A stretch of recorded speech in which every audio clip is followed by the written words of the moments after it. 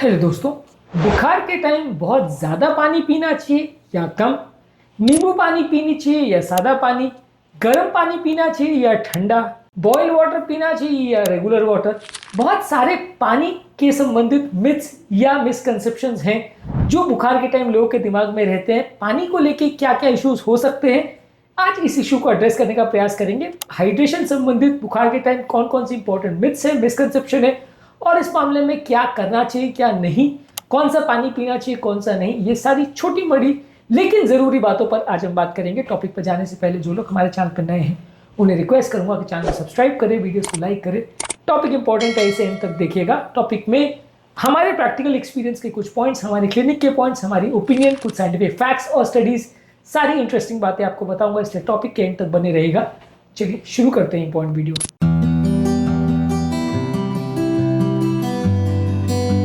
पानी के संबंधित आपके इंपॉर्टेंट मन में क्या है? क्या बुखार के टाइम ज्यादा पानी पीना चाहिए या नहीं? गर्म पानी पीना चाहिए ठंडा? कमेंट सेक्शन में लिखकर हमें जरूर बताएं। आते हैं हमारे मेन टॉपिक पर। कुछ लोग के दिमाग में मिथ या मिसकंसेप्शन रहता है कि बुखार के टाइम यदि हम बहुत ज्यादा मात्रा में पानी पीते हैं तो वो इन्फेक्शन को फ्लश आउट करने में मदद करता है, पर ऐसा नहीं है। यदि आप कई बार बहुत ज्यादा मात्रा में पानी पीते हो तो वो शरीर के सोडियम लेवल्स को कम कर सकता है, जिससे कि कंफ्यूजन डेवलप हो सकता है, वॉमिटिंग हो सकती है, ब्रेन पर असर हो सकता है, आदमी कोमा में भी जा सकता है। इसलिए अननेसेसरी बॉडी में कीटाणुओं को फ्लश करने के लिए जरूरत से ज्यादा पानी मत पीजिए। यूरिनरी ट्रैक्ट इन्फेक्शन में भी थोड़ा फायदा हो सकता है, बाकी तरह के इन्फेक्शंस में जरूरत से ज्यादा पानी पीना नुकसान भी कर सकता है।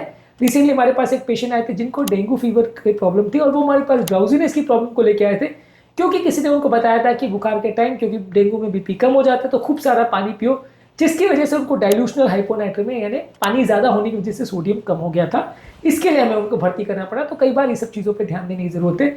सिर्फ प्लेन पानी ही पीना चाहिए फीवर के दौरान, ये एक इंपॉर्टेंट मिथ है। कई लोगों को लगता है कि बुखार के टाइम कोई इलेक्ट्रोलाइट सप्लीमेंट्स नहीं लेना चाहिए, सिर्फ प्लेन पानी पीना चाहिए। लेकिन बुखार में कई बार ब्लोटिंग, स्वेटिंग, डायरिया, वॉमिटिंग, ये सारी चीजें होता है जिसमें सोडियम पोटेशियम क्लोराइड का लॉस होता है। ऐसे केस में ओरल रिहाइड्रेशन सोल्यूशन, नींबू पानी, नारियल पानी, ये सिंपल पानी से ज्यादा इलेक्ट्रोलाइट्स देते हैं, तो ये कई बार ज्यादा फायदेमंद रहता है। ये आपकी बॉडी में वैसे ही है कि जैसे आपकी बॉडी समझ लीजिए एक बैटरी है और पानी सिर्फ उसके फ्लूइड्स को रिप्लेनिश करेगा, लेकिन उसमें बिना इलेक्ट्रोलाइट्स के सही चार्ज मेंटेन नहीं होगा और आपकी बॉडी एक तरह से शॉर्ट सर्किट में चली जाएगी। तो इसलिए प्रॉपर उसका जो सोल्यूशन है आपको बॉडी में वही देना पड़ेगा ताकि बॉडी के इलेक्ट्रोलाइट्स सही लेवल पर मेंटेन रहे। ग्लोबल हेल्थ पर लैंसेट जर्नल में एक आर्टिकल पब्लिश हुआ था 2019 में, जहां पे बताया गया था कि अगर डायरिया की वजह से बुखार हो रहा है तो लो ऑस्मोलर ओरल रिहाइड्रेशन सोल्यूशन देना पानी से ज्यादा बेटर सौदा हो सकता है। इसके अलावा कुछ लोग को लगता है कि कोल्ड ड्रिंक या जूसेस पीने से फीवर बिगड़ सकता है। अगर आप सीमित मात्रा में कूल फ्रूट्स लेते हैं तो उससे आपका बुखार नहीं बढ़ता है। इनफैक्ट कोल्ड फ्रूट्स बॉडी के इंटरनल टेम्परेचर को कम करने में मदद करते हैं। हालांकि शुगर वाले जो मार्केट में अवेलेबल जूसेस हैं या सोडा है उनको नहीं लेना चाहिए, बॉडी का डिहाइड्रेशन बढ़ाते हैं। घर पर बनाया हुआ जूस आप बुखार के लिए ले सकते हैं, घर पर बनाया हुआ सूप भी ले सकते हैं। थोड़ा सा ठंडा पानी पी लेने से या जूस पी लेने से आपकी बुखार बढ़ जाएगा, ऐसा यूजली नहीं होता है। रिसेंटली हमारे पास एक टीनेजर आए थे जिनको टाइफाइड फीवर था और उनके पेरेंट्स ने उनको बोला था कि बुखार है तो सादी फ्लूइड नहीं लेना, सिर्फ गर्म सूप ही लेना है, जिसकी वजह से उनका डिहाइड्रेशन बढ़ गया था और उसकी वजह से उनका बीपी ज्यादा कम हो गया था और हमें भर्ती करना पड़ा था। तो ये छोटी मोटी गलतियां कई बार नुकसान करती हैं।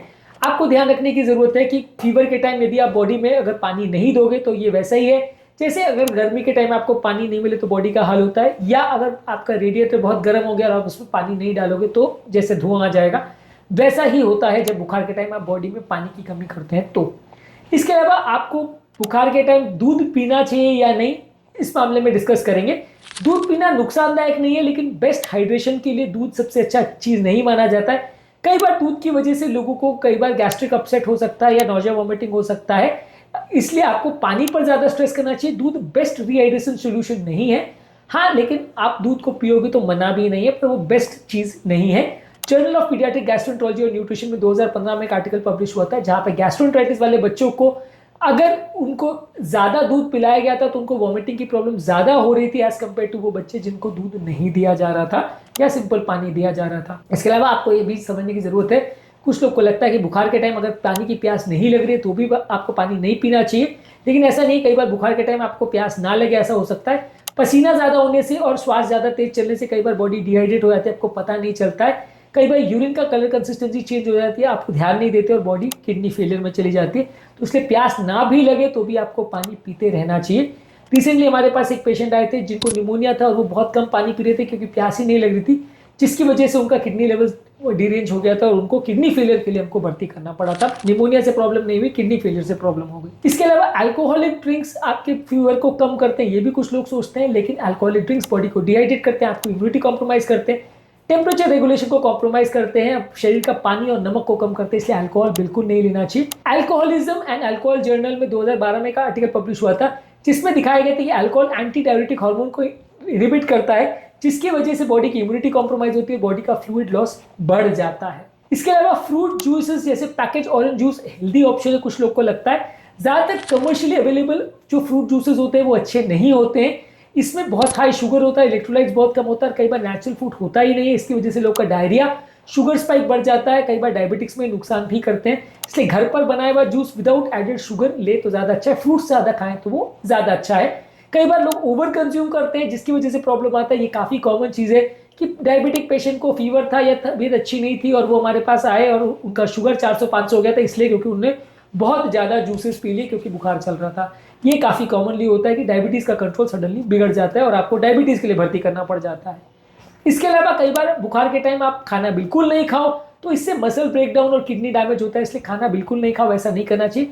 हाइड्रेशन डेफिनेटली करना जरूरी है, लेकिन पानी के साथ आपको खाना भी खाना जरूरी है और पौष्टिक खाना खाना जरूरी है। 2017 में क्लिनिकल न्यूट्रिशन में एक आर्टिकल पब्लिश हुआ था जिसमें बताया गया था कि बुखार के टाइम जो लोग प्रॉपर फ्लूइड और कैलोरी नहीं लेते हैं उनमें ज्यादा लंबे समय तक उनको रिकवरी नहीं होती और इन्फ्लेमेटरी मार्कर्स ज्यादा लंबे समय तक उनके बढ़े हुए रहते हैं। इसके अलावा एनर्जी ड्रिंक्स और ग्लूकोज वाटर, कुछ लोग को लगता है कि ये फ्लूइड के अच्छे चॉइसेस है। आपको बुखार हो रहा है तो एनर्जी ड्रिंक्स लो जिसमें कैफीन, हाई शुगर और आर्टिफिशियल केमिकल्स होता है जो बॉडी को डिहाइड्रेट करता है और फिब्राइल पेशेंट में नुकसान करता है। इसके अलावा ग्लूकॉन डी या ग्लूकोज का पानी भी पीना बहुत अच्छा सोल्यूशन नहीं माना जाता है, सिंपल पानी पिए तो ज्यादा अच्छा है। एनर्जी ड्रिंक्स डालना आपकी बॉडी में कुछ वैसा ही है जैसे आपका कार के रेडिएटर में आप फ्यूल के बदले अगर जेट फ्यूल डाल देंगे तो वो आपका कार अच्छा काम करने के बदले उल्टा खराब काम करेगी। बीएमजे ओपन में 2016 में एक आर्टिकल पब्लिश हुआ था जहां पे दिखाया गया था कि एनर्जी ड्रिंक्स कार्डियक स्ट्रेस को बढ़ाते हैं और डिहाइड्रेशन करते हैं, इवन हेल्दी लोगों में भी ये अच्छे नहीं माने जाते हैं। इसके अलावा लोगों को लगता है कि अगर फीवर एक बार सबसाइड हो गया तो फिर पानी की कोई जरूरत नहीं है। रिकवरी फेज के दौरान भी कई बार बॉडी में कई टॉक्सिन बढ़ते हैं और ये टॉक्सिन को हटाने के लिए, सूजन को कम करने के लिए पानी की जरूरत होती है, नहीं तो आपकी हीलिंग कॉम्प्रोमाइज होगी और फटीग और कमजोरी बहुत ज्यादा होगी। इसलिए आपको बुखार ठीक होने के कई दिन बाद तक भी ज्यादा पानी पीते रहना चाहिए। इसके अलावा आपको समझने की जरूरत है कि बच्चों में होने वाले बुखार में हाइड्रेशन में प्यास लगे ऐसा इंपॉर्टेंट मार्कर नहीं है डिहाइड्रेशन का, प्यास बिना लगे भी आपको पानी देने की जरूरत है। बच्चे में कई बार बहुत सटल साइंस होते हैं जो मिस हो जाते हैं, इसकी वजह से पीडियाट्रिक जर्नल में 2021 में आर्टिकल पब्लिश हुआ था कि बच्चों में डिहाइड्रेशन बुखार के टाइम अक्सर मिस हो जाता है। इसके अलावा बहुत ज्यादा कॉफी और चाय नहीं लेना चाहिए, ये पेशाब बढ़ाते हैं, इससे भी बॉडी डिहाइड्रेट हो जाती है। इसके अलावा सोडा और कार्बोनेटेड ड्रिंक्स भी नहीं लेने चाहिए, ये बॉडी का डिहाइड्रेशन बढ़ाती है, बॉडी के लिए नुकसान करती है। क्लियर सूप या ब्रॉथ ले सकते हैं, ये हाइड्रेशन मेंटेन करने के लिए एक अच्छा सोल्यूशन है। और फीवर जैसे यूटीआई या डेंगू फीवर में आपको इलेक्ट्रोलाइट बैलेंस के साथ बहुत ज्यादा पानी लेना पड़ता है क्योंकि इस टाइम पे बॉडी का बीपी बहुत कम हो जाता है। तो डेंगू फीवर और यूटीआई यानी यूरिनरी ट्रैक्ट इन्फेक्शन वाले फीवर में आपको ज्यादा पानी देना चाहिए। फीवर के दौरान आपको समझने की जरूरत है कि पानी शरीर में अक्सर बहुत ज्यादा कम हो जाता है, पसीना ज्यादा आता है और आदमी तेज सांस लेता है, और इसके टाइम पे आपको जब पानी की बहुत कमी हो जाती है तो बहुत ज्यादा वीकनेस, सरदर्द हो जाती है, इससे आपका रिकवरी कॉम्प्रोमाइज हो जाता है। इसलिए सही फ्लूइड्स लेना और सही मात्रा में फ्लूइड्स लेना जरूरी है। कोशिश ये करिए कि हमेशा फीवर के टाइम सही फ्लूइड्स का सिलेक्शन करिए और कोशिश करिए कि फीवर के टाइम ड्रिंक्स में प्रेफर करिए ओरल रिहाइड्रेशन सॉल्यूशन, घर का पानी, नारियल पानी, हर्बल ट्री, राइस वाटर, दाल का पानी, खिचड़ी का पानी। इसके अलावा फ्रेश फ्रूट जूस घर पे बनाया हुआ और रूम टेम्परेचर पे पानी को लेना है, बहुत ज्यादा गर्म या ठंडा पानी दोनों ही लेना बहुत अच्छा नहीं है। जो पानी अवॉइड करने हैं उसमें कोल्ड ड्रिंक्स, चाय, कॉफी, अल्कोहल, एनर्जी ड्रिंक्स और बहुत ज्यादा गर्म या ठंडे पानी, इनको आपको अवॉइड करना है। तो इस टॉपिक में आपने क्या सीखा कमेंट सेक्शन में लिखकर हमें जरूर बताएं। उम्मीद करूंगा कि आज के टॉपिक में कुछ नई बातें जानने को मिली होगी। जो लोग हमारे चैनल पर नए हैं उन्हें रिक्वेस्ट करूंगा कि चैनल को सब्सक्राइब करें, वीडियोस को लाइक करें, शेयर करें, फॉलो करें। कमेंट सेक्शन में लिखकर बताएं कि ये टॉपिक आपको कैसा लगा। आपके कमेंट्स का हमें इंतजार रहेगा। आपके कमेंट्स हमारे लिए बहुत जरूरी है, ये हमें समझने में मदद करते हैं कि हम क्या गलतियां कर रहे हैं और आपकी प्रॉब्लम्स को भी बेटर वे में सॉल्व करने में हमारी मदद करते हैं।